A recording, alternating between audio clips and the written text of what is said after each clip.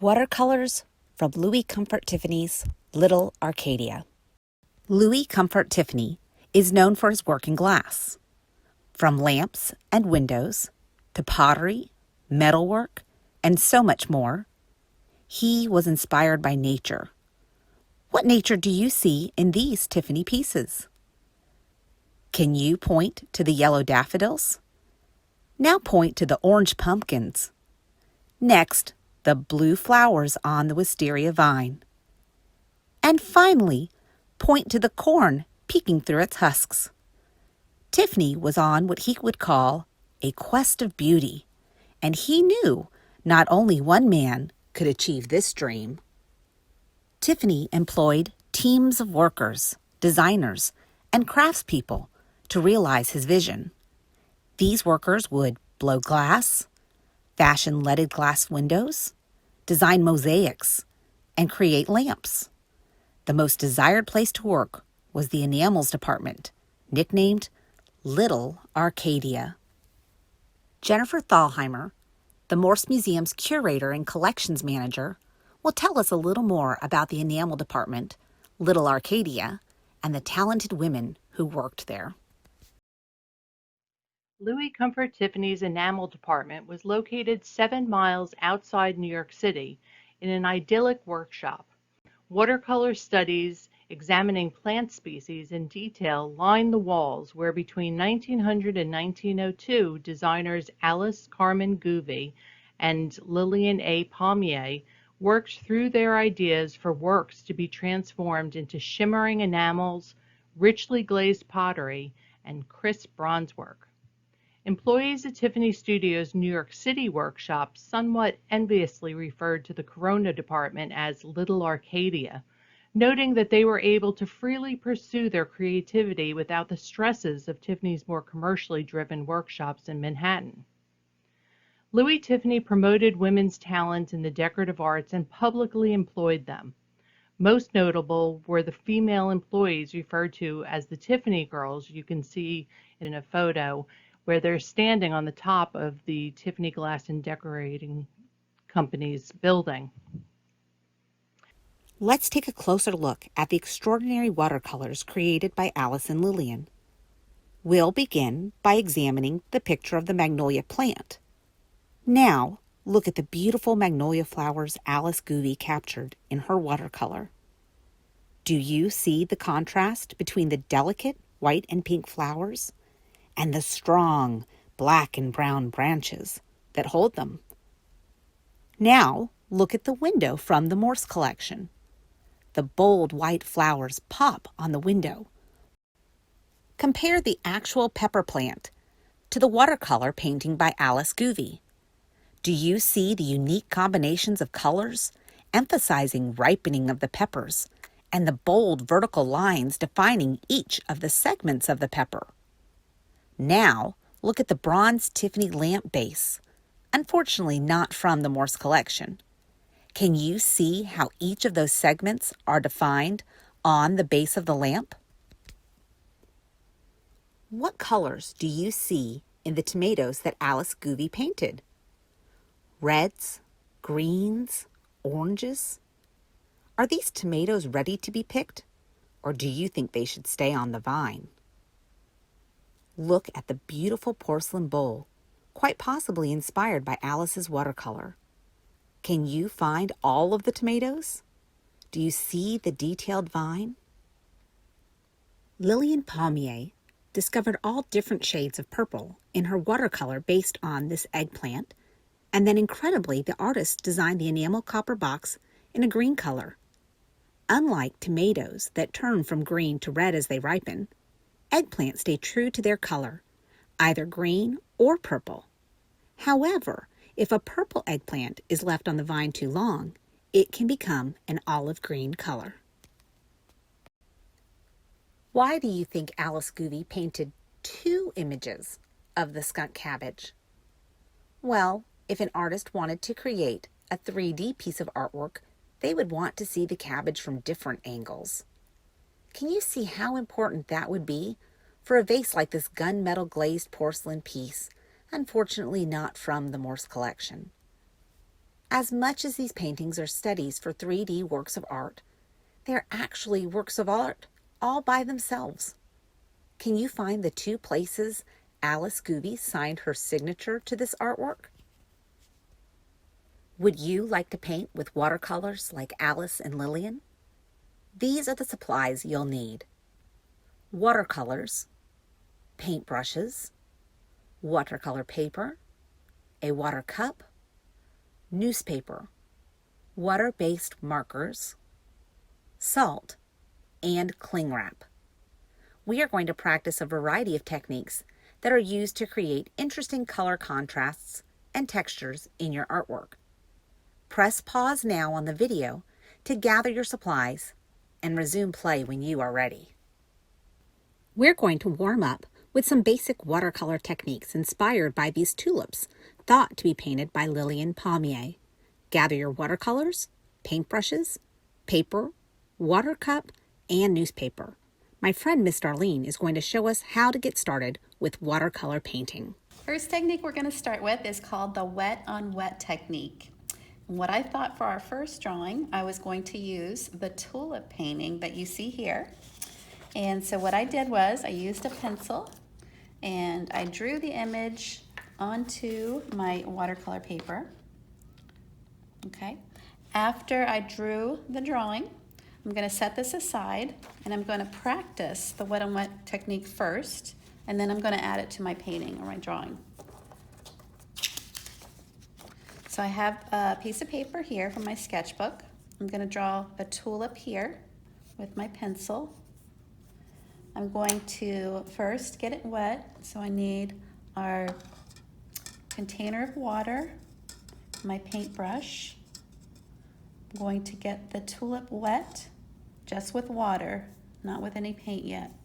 So I just get the whole section filled with water. Make sure it's nice and wet, but not too much. As soon as you see the water on the surface, go ahead with another paintbrush and you're going to add the watercolor paint. Okay, it's going to start and go around the edge of the image with the paint.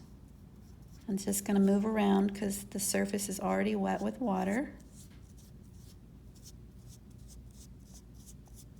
Just moving the paint around. I'm going to get my paintbrush wet. I'm going to add another color, a little darker yellow paint to my tulip here. We'll give it a nice three-dimensional effect once the paint dries. For this mixed media technique, you will need watercolors, paintbrushes, water-based markers, paper, a water cup, and newspaper to protect your workspace. So for the purple cabbage, we're going to use the mixed media watercolor technique. For that, along with the watercolors, you will need to use some water-based markers. So here is the image that I would like to use, and I use a pencil and I'm going to draw my image with my pencil on my paper. I want to go ahead and practice this before I start on my actual painting. So I'm going to set this aside for just a moment so I can experiment with the mixed media. I'm going to set this aside. Grab my practice page and draw my image that I'm going to use on my practice page with my pencil. Okay. We have our marker here, and so I'm going to do is I'm going to look at my image and see all these little areas here. I'm going to be using my marker and adding it to my paper before I add the watercolor and the water. Okay.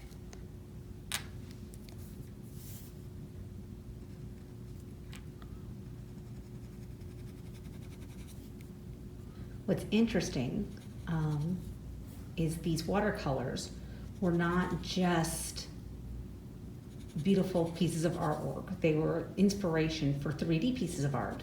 And so many times when they were doing these beautiful veins that we see in the cabbage. That is where if they were making a three-dimensional piece of pottery, that would give them their cues that this is where they would need to carve. But additionally, they were experimenting with beautiful glazes. So these were brilliant places when they carved through the pottery, that these glazes could settle and really define the leaves of this cabbage. Okay, so I've got my image done with our markers. I'm going to get my paintbrush with water on my paintbrush. I'm going to go ahead and just kind of get my paper wet a little bit. And you can go over where you've added your markers because they will blend a little bit. And that's a nice effect you can have with the markers that you've already used.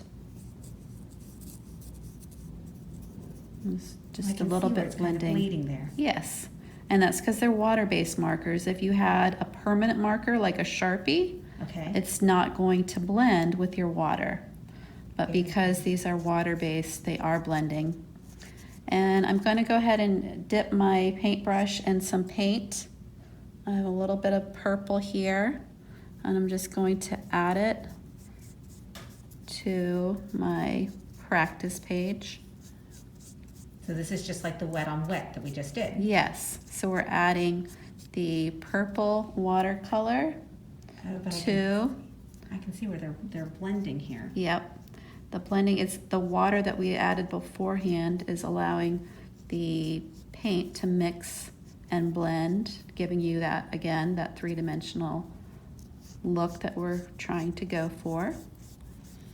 And as we're just kind of blending our purple paint around, we can see in certain parts of the cabbage, there's some yellow paint. So I'm gonna add a little bit of the yellow right here. And if you get too much paint, we can use a paper towel and you can blot if you have too much paint. And we can go back and we can add some more if we took away too much. And so we're just kind of blending our paint. We can add some more purple here and just keep going, adding some more water and just having a good time experimenting with the different materials that we're using, the watercolor and the markers. Now once this dries, if we want to add more details with the markers, we can do that after the paint dries. You don't want to add it now, but when it dries, you can go ahead and add some more details in it if you'd like. And there we go. That's really beautiful. What fruit do you see in this watercolor by Alice Gouvy? Wild cherries. This time you will need watercolors, paintbrushes, salt, paper, a water cup, and newspaper. So for this technique, we're going to use what's called the salt resist technique for watercolors. And so what we're using is our wild cherry as our inspiration. We have our leaves here and the little berries. So we're going to use that, and I'm going to go ahead and start with my example. Okay, so with these leaves and then those, what is the salt going to do when it interacts with the watercolors? Okay, so first we're going to paint with the watercolor. Once our watercolor paint is on our paper, we're going to add the salt. We're going to let that dry. When the salt is interacting with the watercolor and it's drying, then we'll see what the technique looks like. So we're going to go ahead and get started. I'm going to set my example off to the side, draw my leaves onto my paper here. Just going to draw a few leaves, did some circles for some of the berries, and I'm going to go ahead and start painting with the watercolor paint. All right, so I'm going to go ahead, get my paintbrush really nice and wet. I'm going to add some of my green paint for my leaves. Fill in some of this area here. Looks like I have too much paint, so I'm just going to add some more water. Spread the paint around.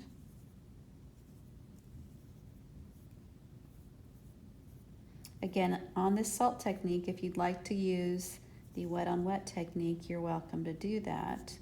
That's not going to affect the salt when we add the salt later on. So for what you're doing right now is simply wetting the paints and then putting them straight on the paper, and the paper's dry. Yes. So I'm just trying to fill in my leaves as much as I can with the watercolor and the paint. The water onto the surface. Going first for my leaves, and then I'll add the berries in. So you want to put the salt on the berries and the leaves, or? For this one, I'm just going to add the salt to the leaves. I'll wait and add my berries in later after the leaves and the salt have taken. So this will give those leaves lots of texture. Yes. And then we have that bright color on the cherries, and that's going to let the cherries pop against that sparkly texture on the leaves. Exactly. So once everything is how I want it to be for my leaves, I'm going to add my salt. Okay, so I'm gonna get this little area here wet again. Okay. If your watercolor paint gets dry, you can add some more water. Kind of move it around some more. I poured my salt a little bit here, and I'm just going to take a little pinch, and I'm just going to put it where I want it to be on the surface of the leaves. So I'm just sprinkling a tiny little bit. You won't even see. The effect won't be shown until the paint is dry and the water is dry.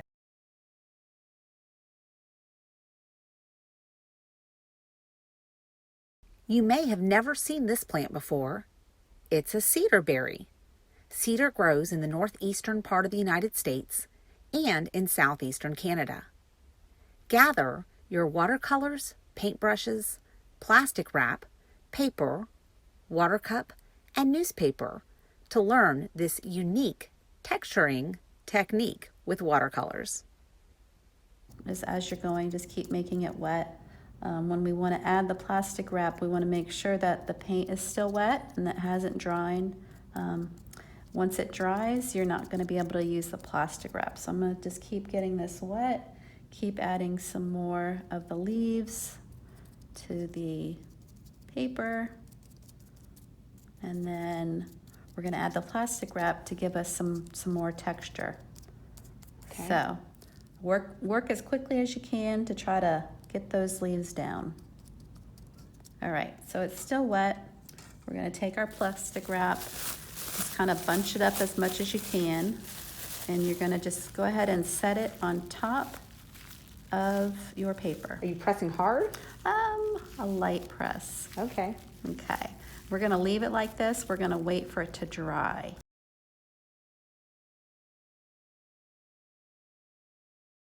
This is a vine with blue and yellow flowers painted by Alice Gouvy. Look towards the bottom of the painting. Do you see those little dots of paint? Gather your watercolors, paintbrushes, paper, water cup, and newspaper to learn this final watercolor technique. And sometimes your painting might need a little bit of random dots in the painting, so we're going to go ahead and do that right now.